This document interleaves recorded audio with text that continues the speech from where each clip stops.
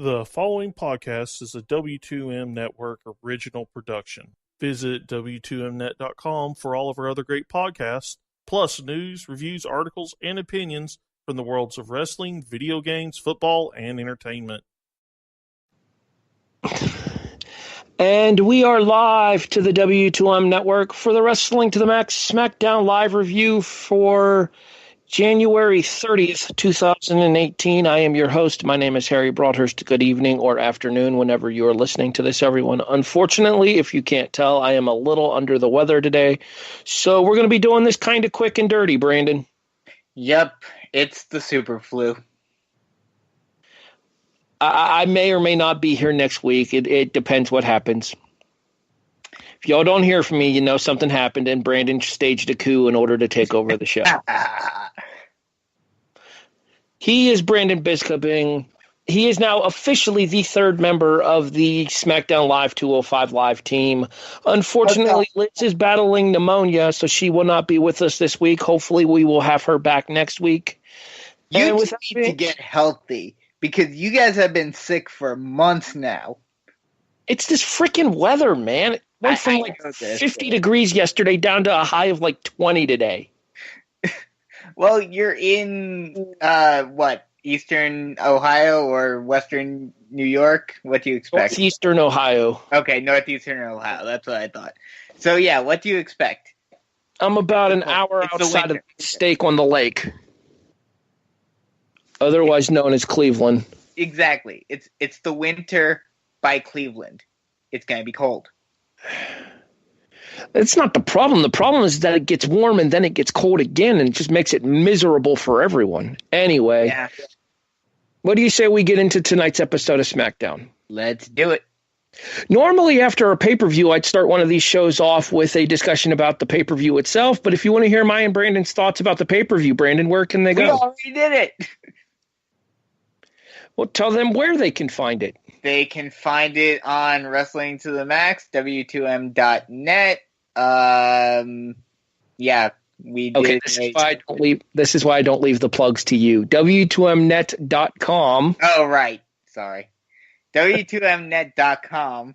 And by searching the same places you might be listening to this podcast, Stitcher, iTunes, Spreaker, who knows where else it is. Yeah, we did a quick little thing right after the pay-per-view.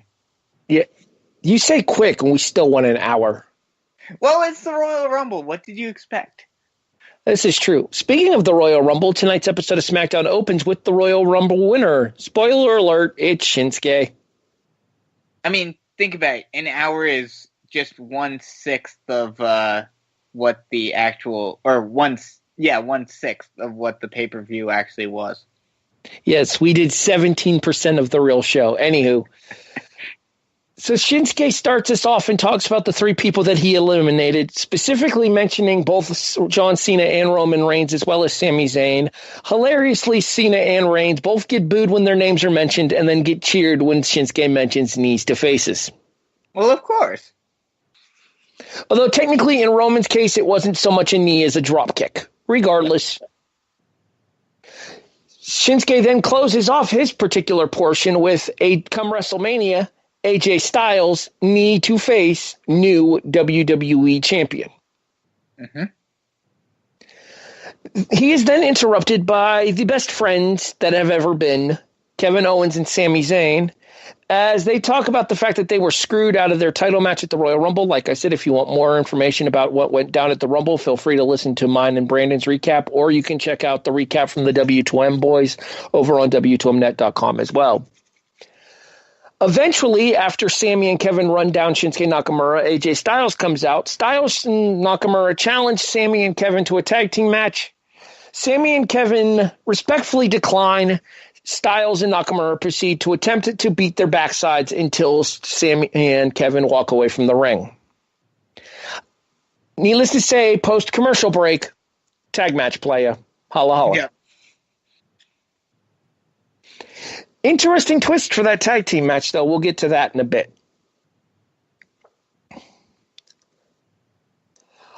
Actually, you know what? It is the very first thing before we come back towards the number one contendership match. So let's discuss it as well. In addition to them having to be teammates tonight, Brandon, next week in the main event of SmackDown Live, it will be Kevin Owens versus Sami Zayn, and the winner of that singles contest goes on to take AJ Styles for the SmackDown Live Heavyweight Championship at Fastlane. Your thoughts on both the opening segment as well as the announcement of Sami versus Kevin next week on SmackDown? I mean, the opening segment was a good, recap of what happened at Royal Rumble, both in terms of the actual Rumble match and Sami and Kevin versus AJ. And a good indication of hopefully what we'll get moving forward on the road to WrestleMania in terms of AJ versus Shinsuke, where hopefully they don't do the prototypical WWE heel versus face alignment type thing, and instead it's just a good old-fashioned, both guys respect each other, but they're just, they're focused on the title. There is no underhanded tactics or anything like that. It's Hogan versus Warrior for the 21st century. Pretty much, yeah. But, in terms of the whole thing with them getting getting that title match or the number one contendership, we saw, well, we'll talk about it later, what happened in the main event, but this more than likely is the beginning of the end. I'm going to make a bold prediction. I'm actually going to say next week's singles match goes to a no contest and we get a straight up triple threat at Fastlane. See, I was thinking if they were smart and they wanted to keep Sami and Kevin together, they could have done kind of, not so much a finger poke of doom type situation, but either they purposefully get double counted out or they both pin each other and have, all four shoulders down. And then that creates a bunch of confusion, which results in a triple threat. But we'll see how they go moving forward. I have a feeling I know where they're going with this, but we'll see. Our opening contest scheduled for one fall. One fall. Dropping the ball, Biskobing. Is the U.S. title number one contenders match as Kofi Kingston, Zack Ryder, Jinder Mahal, and Rusev Day all square off. This match goes to a commercial break. I must admit, I don't pay attention to the commercial breaks. Those are my time.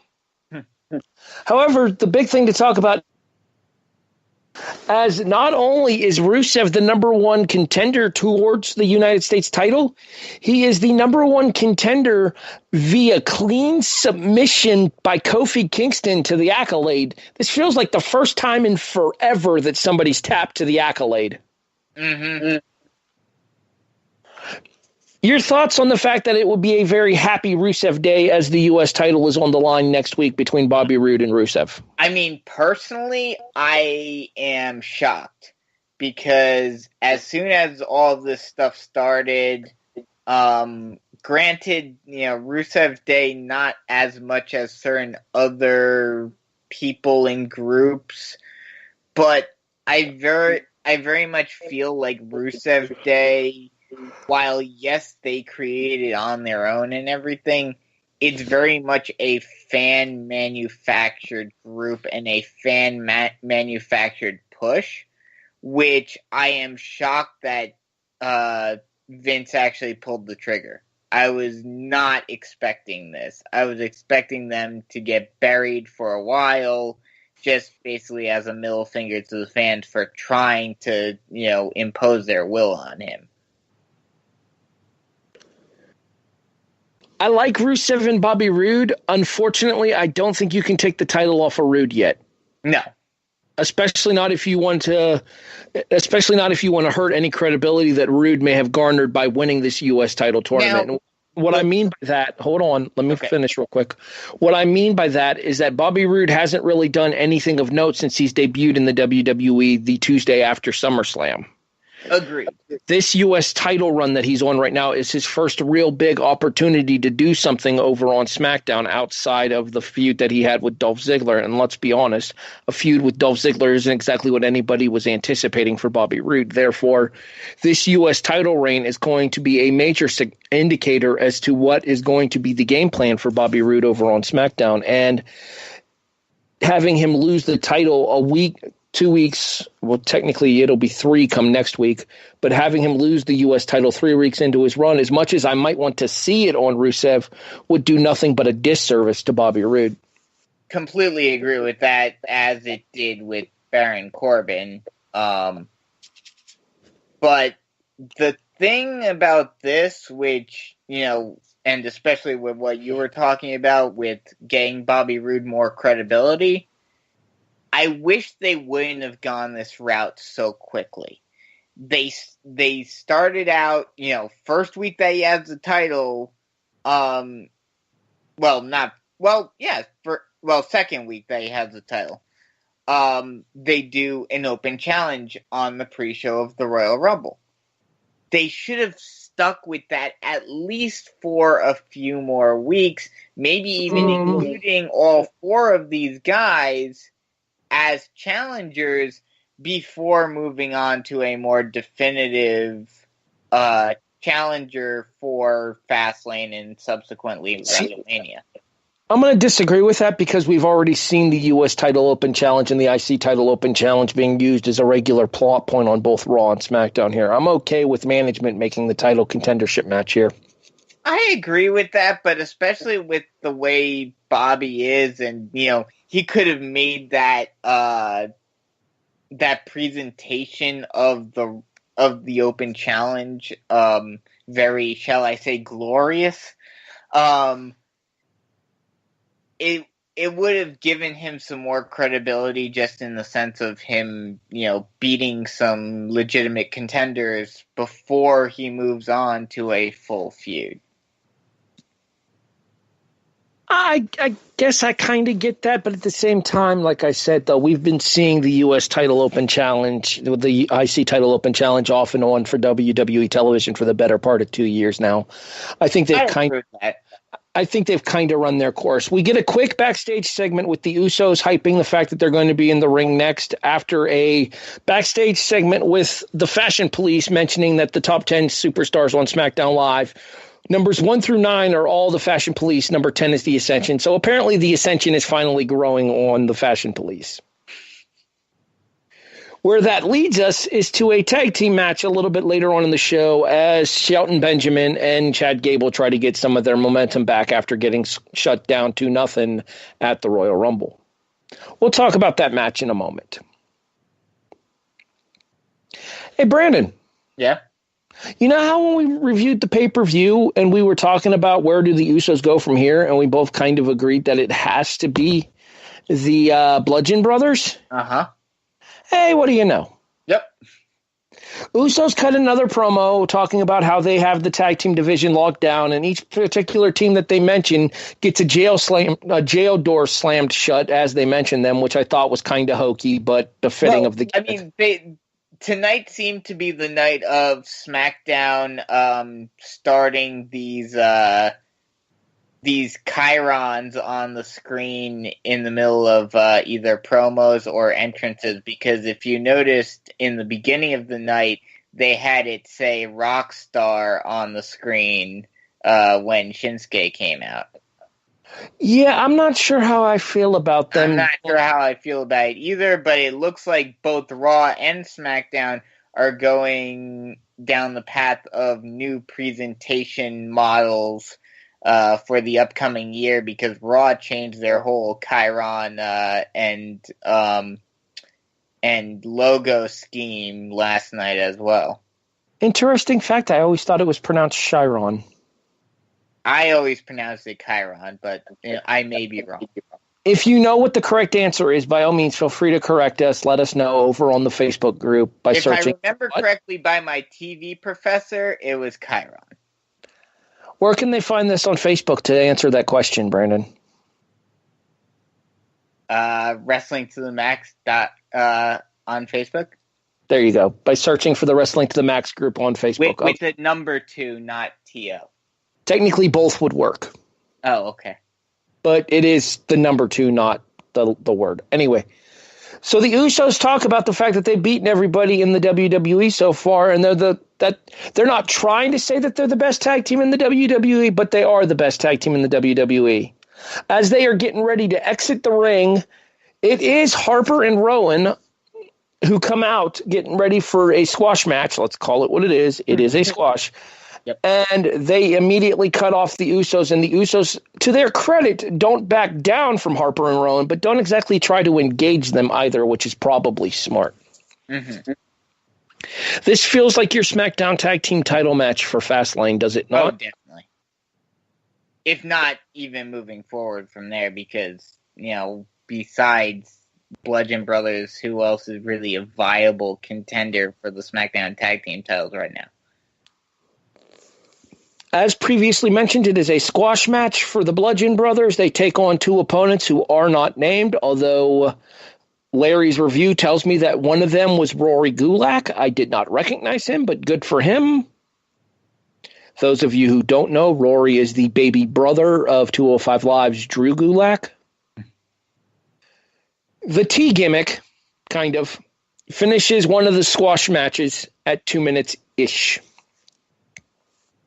Like I said, we talked about this at the Rumble show. We both agreed that we both thought that the Bludgeon Brothers would be next, and sure enough. Mm-hmm. Backstage segment, as Shane McMahon has a phone call interrupted, which, by the way, what is with every member of WWE management having to be on a phone in every segment? They're busy people. They've got lots of calls. He's interrupted by Tye Dillinger, who wants revenge against Sami Zayn based on the fact that Sami and Kevin jumped him at the Rumble and took his spot. Baron Corbin comes in and bitches about the new top 10 list. Dillinger tries to say something. Corbin interrupts him by saying, "You're still here." Dillinger snaps back with, "Yes, unlike your Money in the Bank briefcase." They exchange words. Shane makes a match for later. Yahoo. Mm-hmm. Are we going to talk about this whole new top 10 thing at all? We can do that at the end of the show. Okay. Let's just get through the review first. Okay. Promo time for Charlotte as she comes out to talk about the fact that she was sitting at ringside while history was made during the Women's Rumble. And then at the end of the match, she shared the ring with the Raw Women's Champion, Alexa Bliss, the winner of the Women's Royal Rumble, Asuka, and the debuting Ronda Rousey, throwing Ronda's name out there without actually having her appear. To me, it seems blatantly obvious. It's Asuka, Alexa, unless Sasha takes the Raw Women's title on the road to WrestleMania, and Charlotte and Rousey for the SmackDown belt, right? Unless the other rumor is to be believed. And then I don't know who Charlotte's facing. Well, the other rumor that you're referring to is the mixed tag match, correct? Yes.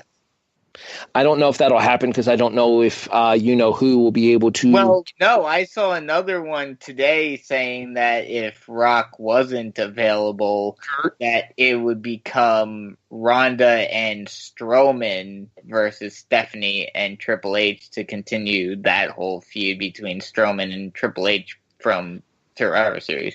See, I'd almost rather see Strowman and Triple H one-on-one. I agree with this, but we'll just have to wait and see how this whole thing goes. Back to the Charlotte situation, however, she is interrupted by the Riott Squad. Ruby comes down and basically says what every internet fan thinks about Charlotte. Let's be honest, it is what it is. Stating that she's trying to make her name off of her father's legacy. It almost feels like everybody that faces Charlotte uses this same shtick, Brandon. Well, yeah, because it's what works. I mean, that's the only thing. I mean, part of this is, I'm not going to completely blame Charlotte for this, but part of this is because Charlotte just completely focuses on it, and I think the majority of the reasoning for this is the booking. I mean, especially on the main roster, instead of it just being Charlotte, they switched it to Charlotte Flair. Most people lose a last name on the main roster coming up from NXT.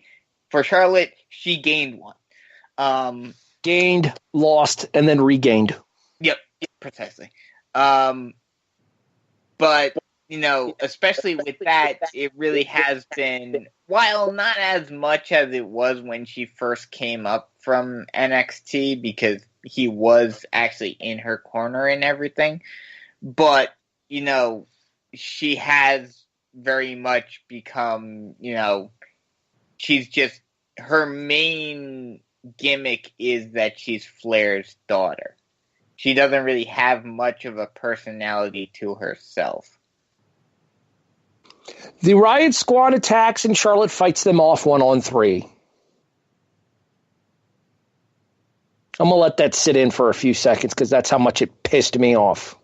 Until she gets beaten down again. Yeah, but the very first time she clears the ring by herself. Yeah. I don't like that. Anyway, the Riott Squad does come back and eventually stands tall because apparently Charlotte has no friends. Despite the fact... That part I didn't get at all. Like, I know it annoyed you about how she beat off all three of them. But, that it's... While it's not realistic in any sense of the imagination, that's something as a wrestling fan you've kind of come to expect, where the face always is able to, outsmart or outfight, the heel faction. But once she was beaten down, I was absolutely expecting either Becky's or Naomi's, or, I know she wasn't around, but this would have been a great surprise if they would have been able to pull it off, have Rousey's music hit and have her come to help. Just anyone would have helped. Anywho, the person who does come down to the ring after the Riott Squad delivers a 3-on-1 attack to Charlotte is the Women's Money in the Bank briefcase holder, Carmela. She does still have that thing. Who knew? I was shocked that they actually acknowledged the fact that she still had it. I half expected them to just run through until July and completely forget about it and then be like, oh, she still has that? Oh, we completely forgot. Oops, our bad. Yeah, pretty much. Anyway, what happens is Carmela goes to cash in, and when she goes to dropkick Charlotte as Charlotte's getting up, Charlotte moves and Carmela ends up dropkicking the referee in the ass. You take that bump, referee. Well done. Anywho, the referee goes out to the ringside area, and by the time the referee starts to come back to, Charlotte is ready to go, and Carmela decides that discretion is the better part of valor on this particular instance, grabs her briefcase, and walks away. Hey, he's not completely dumb like Corbin. Coming back from a commercial break, Renee Young gets a word with Carmela and says that she only did what she did in order to send a message to Charlotte that she's still there and she still has her briefcase, and that she's still going to be, and she still has the opportunity to strike whenever the moment presents itself. Renee then appears to cut the interview really short, and if I were Carmela, I'd have been really pissy about that. Yeah. That interview come off really ended very suddenly. Mm-hmm. To be fair, they still had 3 matches to work into the night's show and less than an hour to do so. So, it kind of makes sense. Yeah. This is what happens when you only have 2 matches inside of the first hour, and one of them is a 60-second squash. Mm-hmm. AJ Styles and Shinsuke Nakamura meet backstage. They discuss the strategy. Shinsuke keeps repeating the fact that he's going to beat Styles at WrestleMania, knee to face, which, by the way, apparently there was a Punk shirt that said knees to faces, so that's why Shinsuke hasn't gotten one. Mm. And AJ thinks that Shinsuke's messing with him, and Shinsuke kind of half-heartedly says that he is. Dun, dun, dun. Dramatic reverb. Baron Corbin and Tye Dillinger go about 7 minutes with a commercial break, and frankly, I couldn't care enough to tell you exactly how it went. No. In all seriousness, though, kind of a nothing match just thrown onto the card to fill some time here. Corbin picks up the win with the end of days, like I said, in about 7 minutes. Yeah. I wasn't really expecting all that much from this match. The only thing that I was kind of curious about going into this match was I was half expecting it to be one of those Baron Corbin, them making him look to be an idiot by, Dillinger catching him on a roll-up or something, or catching him off guard and managing to win, but that did not happen. Bobby Roode and Rusev cut promos about their U.S. title match next week. I got to tell you, between that match next week and the number one contendership match, I'm looking forward to next week's episode of SmackDown. Yeah, next week should be a good one. Let's talk about something that wasn't so great, and that is the tag team match between Shelton Benjamin and Chad Gable against the Fashion Police. Benjamin and Gable pick up the win as Benjamin pins Fandango following the hooking power. Actually, it might have been Breeze. Following the hooking power bomb lariat combination.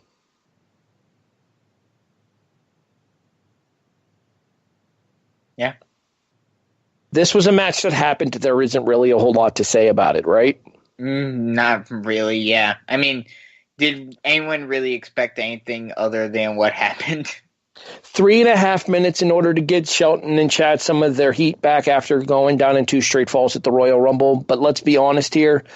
I don't think that the Fashion Police have been developed as of enough of a threat for people to take them seriously enough for Benjamin and Gable to get their heat back with a win over them. No, absolutely not. Our main event is the aforementioned AJ Styles and Shinsuke Nakamura versus Kevin Owens and Sami Zayn match. I dislike this match for one particular reason. It was already announced that Sami Zayn was going to be competing in the Mixed Match Challenge match later in the evening. It seems kind of counterintuitive to put him in a match right before that. Well, I think that's a big portion as to why they went. I mean, yes, the other reason in terms of storyline is for them to enhance this whole concept of the friction between the two. But the big reason for why Zayn was hardly in the match at all was because he was about to be in the Mixed Match Challenge just 15 minutes later. Your finish sees Shinsuke get the pin on Kevin Owens with Kinshasa! Kinshasa! I have been told that there are people who dislike my call for that. Frankly, I don't care. Anywho, and that's your official wrap for this week's episode of Tuesday Night SmackDown Live. We're not going to talk about whether or not you think KO and Sami are completely done. We kind of talked about that earlier when we mentioned the fact that they made the number one contenders match, and we talked about how we thought the match was going to go next week. That's true, but that was the big storyline in this whole match was Sami. Sami cuts an interview backstage right before we go off air and mentions the fact that this isn't them breaking up here. He just hopes that Kevin can take it when the better man wins next week, and that better man would be himself, referring to Sami. I get that, but I have a feeling with the way they handled this, and the rumors that I've seen also play a factor in this. But I have a feeling that we will finally, and it'll be interesting to see how he handles this, we will finally see a KO face turn. Because I think Sami is going to be the one that turns on Kevin.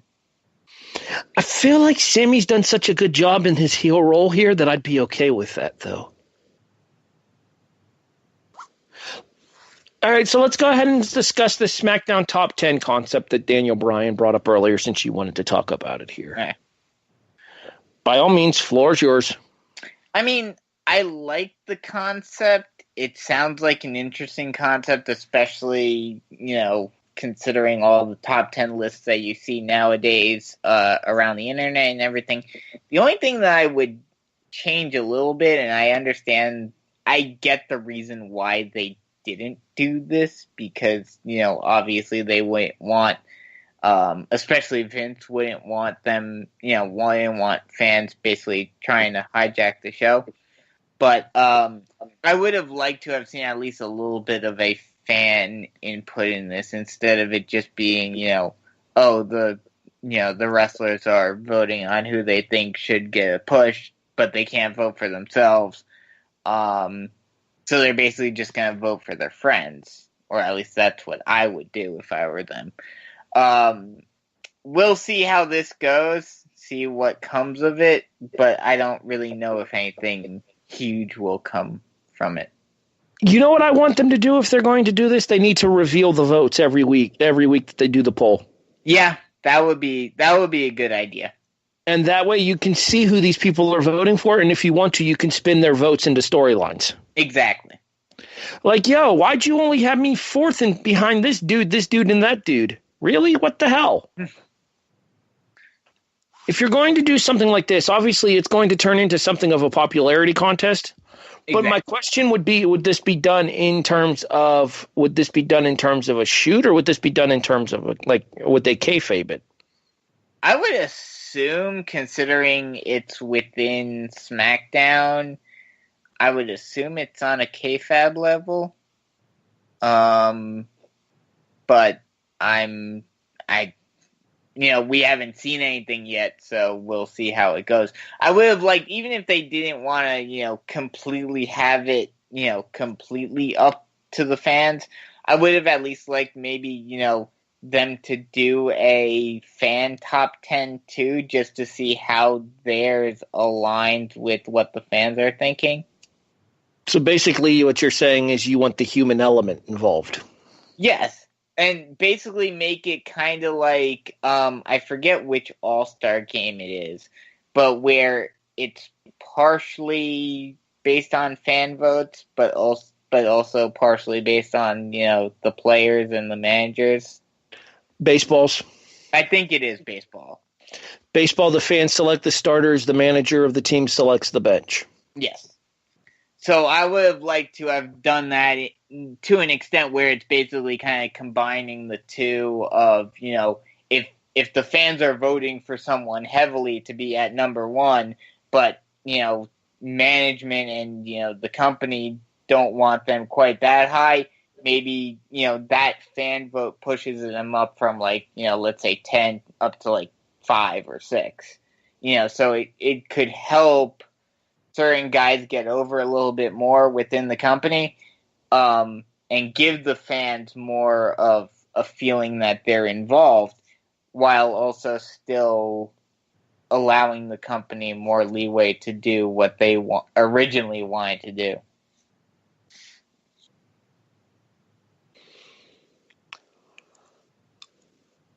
We'll see where they end up going with this. I think it has potential, and we've seen other companies use this top 10 formula before. WCW used to use it. I think Impact Wrestling used to use it as well. So, I mean, it's not like that there aren't possibilities to come out of this here. However, it'll all depend on execution. Exactly. But, I mean, with the way they've been trying to build up SmackDown as the land of opportunity, I would hope that they would do this right. I'm not going to knock it until we see what they do with it. But at the same time, I'm going to tell you guys right now, my expectation levels for this are not high. No. And with that being said, I think it's time to put a nice shiny little bow on this episode. Wouldn't you agree? Yep. All right, let's do it. What's your overall show rating, scale of 1 to 10 for tonight's episode of SmackDown, Brandon? I'll give it a 7.5. It was a solid SmackDown. I was surprised on the whole Rusev thing. The middle of the show was kind of meh because it was basically 2 squash matches. And then the main event was interesting, especially leading into what's going down next week.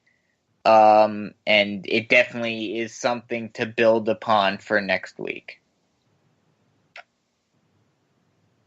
I think your rating for the show is a little bit too high. Personally, I'm somewhere around a 5.5 or a 6. This felt to me like a very skippable episode of SmackDown. The best parts about it to me were the setup that they did for next week's episode, as well as the setup that they did in order to put things into motion going forward to both the Fastlane pay-per-view as well as the WrestleMania pay-per-view itself here. Not one of the Blue Brand's better efforts recently, in my opinion. Yeah.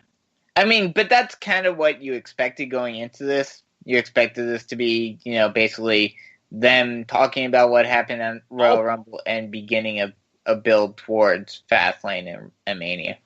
All well and good, but Raw had the same expectations for their episode last night, and I think they did a way better job than SmackDown did this week. But it's a lot, at least for me, it's a lot easier to build towards a more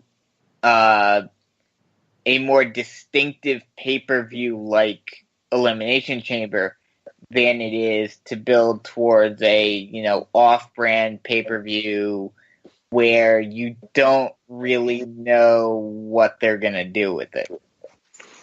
Granted, the Elimination Chambers matches kind of sell themselves. I'll agree with that. But at the same time, you still need to keep people entertained in your build to Fastlane here. I think they did some good steps in setting the groundwork for what Fastlane will become. But by and large, this is a very skippable episode of SmackDown tonight. Fair enough. Unless you're a fan of Rusev Day, which I highly recommend watching the 4-way to see Rusev actually pick up a win with the accolade for the first time in what feels like forever. Mm-hmm. After all, Brandon, it is Rusev Day. Mm-hmm. So my one-word review for tonight's episode of SmackDown is actually going to be the one that I just mentioned. Skippable. How about you? What's your one-word review for tonight's episode? My one-word review for tonight, I'm going to say solid. You mentioned all the negative aspects of this, which I agree with you to an extent. But, especially for what they're building towards, it was a solid beginning to the build towards both Fastlane and Mania. And, the main event left you with anticipation because you're not sure what's going to happen with Cammy. And, that's going to be something over whether it's just into next week or the next couple of weeks, which will be a fun thing to look forward to on SmackDown. Now, there are definitely a number of different stories that can be told coming out of this episode of SmackDown. That being said, this particular episode just didn't tell many itself. Yes. So, for our executive producer, Sean Garmer, my co-host, Brandon Biskobing, I'm Harry Broadhurst, thanking you for listening to the Wrestling to the Max SmackDown live review here on any number of platforms, Stitcher, iTunes, Podbean, CastBox. We're trying to get on iHeartRadio. I'm not sure how that's coming along. But by all means, make sure you look us up more online for more information in regards to the worlds of wrestling, football, entertainment, video games, and so much more by visiting us online at w2mnet.com. And before we get out of here, Brandon, why don't you go ahead and plug what we have planned for tomorrow on the kickoff? Yeah, tomorrow on the kickoff, we will be talking about the championship games and then doing our big Super Bowl preview, talking about Patriots versus Eagles and what to expect in that game. And be sure to check all of that out tomorrow night. The man in my headphones tells me that we are on iHeartRadio, so good for us. Search for Wrestling to the Max on iHeartRadio. Sweet. Woohoo! Yay! All right. So, for Sean Garmer and Brandon Biskobing, I'm Harry Broadhurst. Thanks for listening. We'll catch you guys next Tuesday with SmackDown Live here on the Wrestling to the Max Network.